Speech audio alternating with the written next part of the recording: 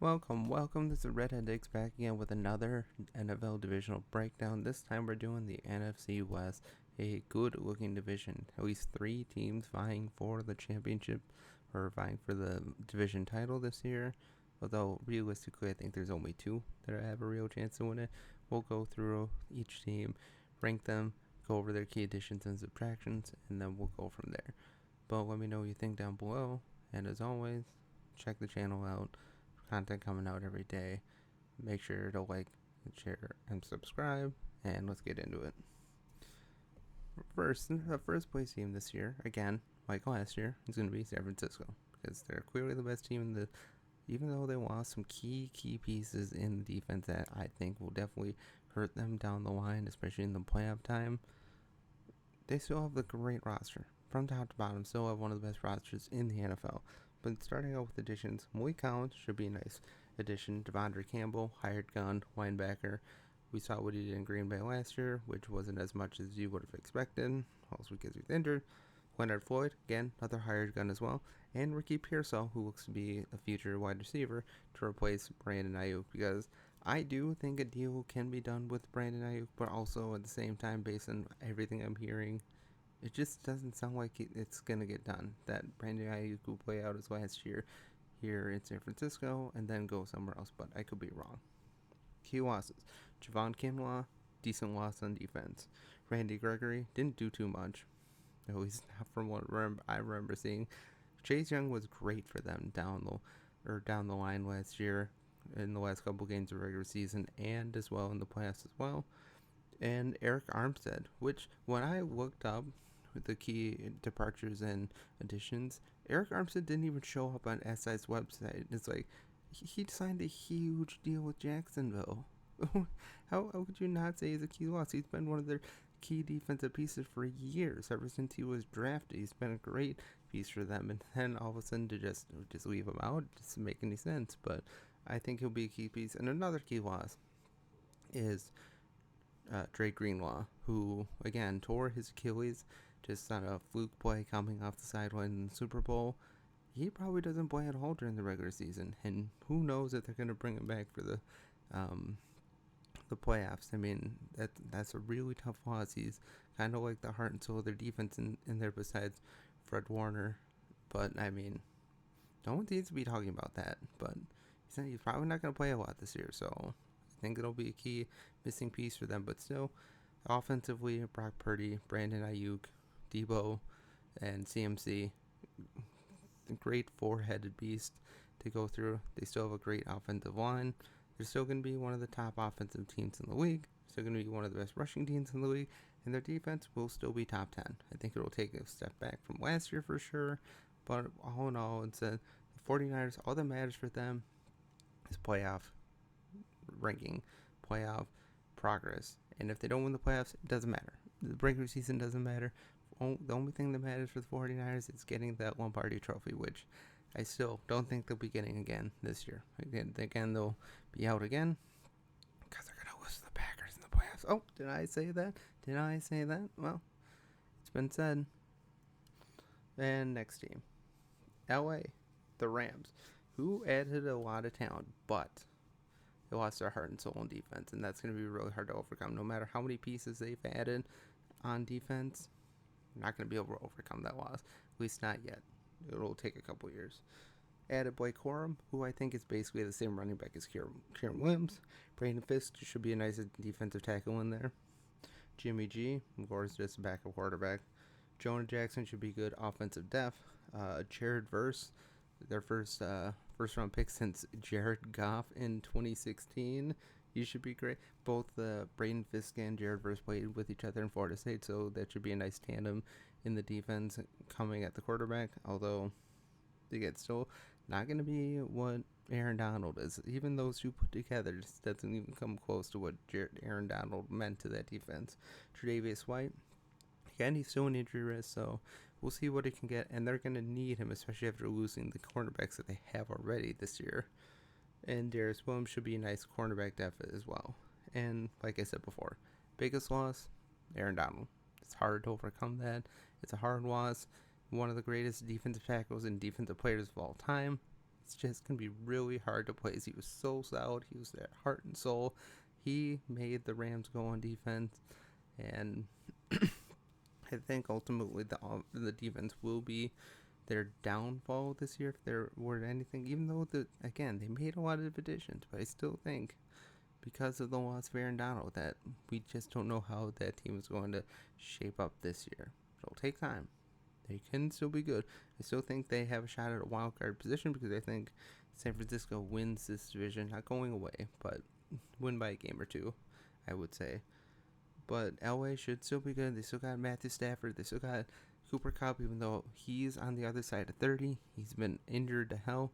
Puka Nacua, I think, will replace eventually Cooper Kupp at the number one wide receiver spot. I don't think last year for Nacua was a fluke.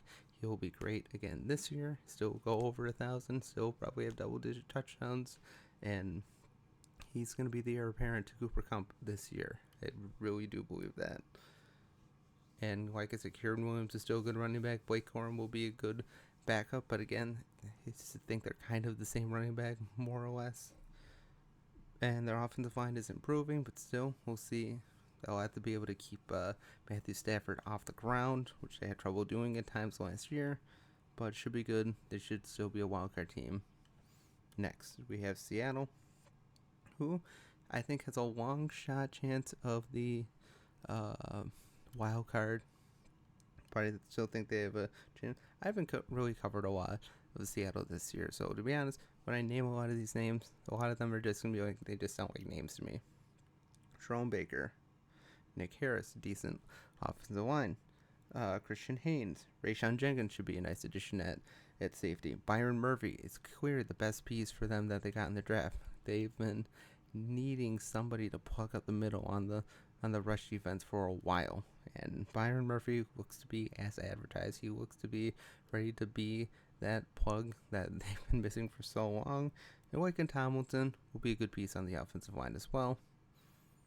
Next, they lost Jamal Adams, who was injured to hell last year, so it's hard to say it'll be too much of a loss. It'll be a little bit of a loss, but not as much as people make it out to be, I don't think.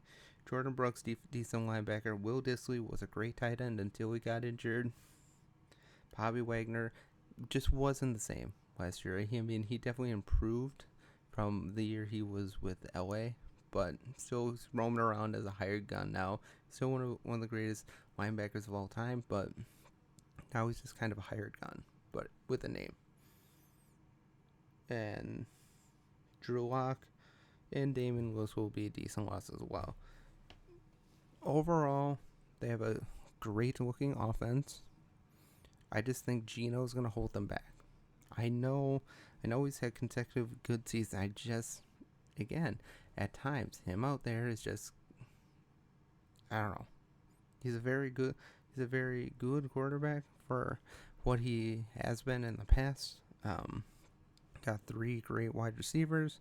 Got a great running back. Well, actually 2 great running backs, depending on if they can stay healthy. That's Zach Charbonnet and Kenny Walker. I think what it comes down to their success is their defense. Can their defense improve?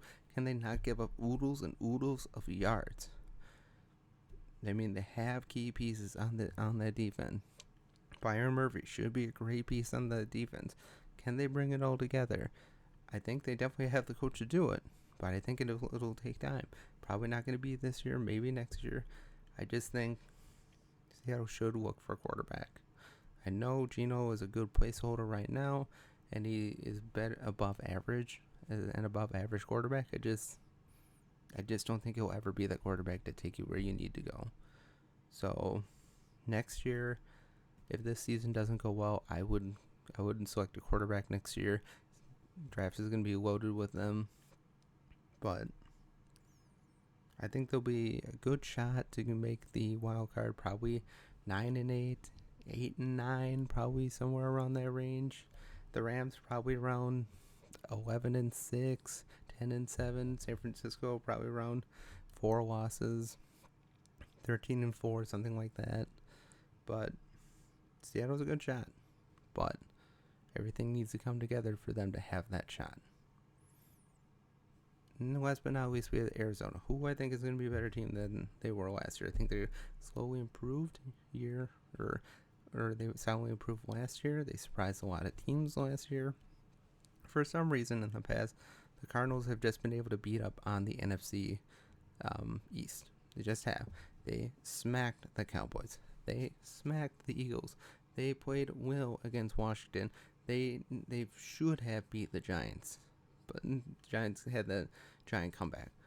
But they play well against the NFC East. It's just clear. But again, for them, it'll come down to Kyler Murray. But their additions, Isaiah Adams will be decent on the offensive line.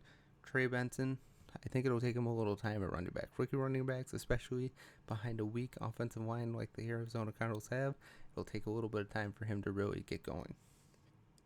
Marvin Harrison Jr. will be a great piece for Kyler. He has a great shot to be Offensive Rookie of the Year, even though I still don't think he has signed his player agreement to, be in Madden, have his license soda bear. I think he still has to stick up his butt about that. Justin Jones would be decent on the offensive line. Sean Murphy Bunting, good in secondary.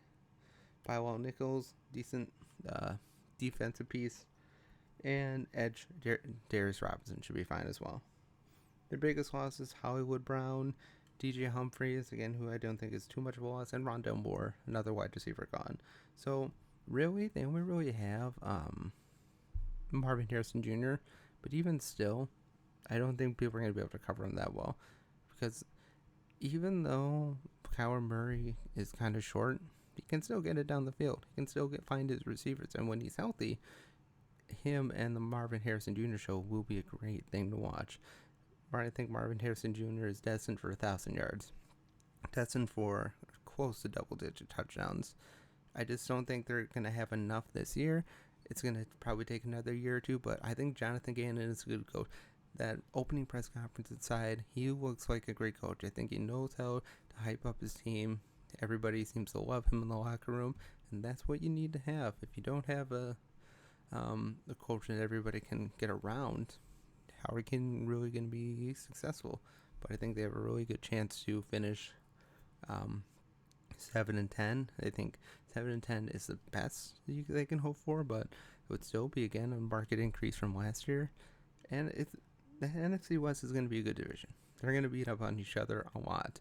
It's going to be one great division to look forward to, and San Francisco still ends up on top, but the Rams and the Seahawks may have something to say about it after all.